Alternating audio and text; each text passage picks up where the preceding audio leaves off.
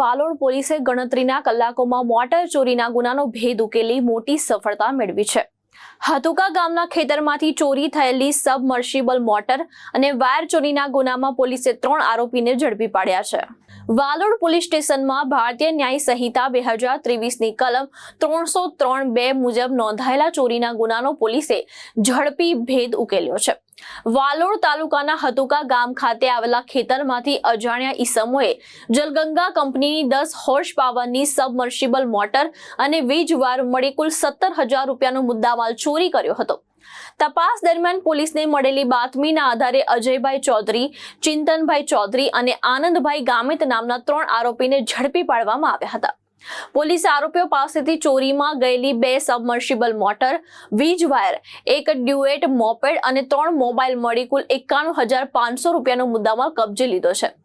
હાલ પોલીસે 3 આરોપીઓ વિરુદ્ધ કાયદેસરની કાર્યવાહી હાથ ધરી વધુ તપાસ શરૂ કરી છે।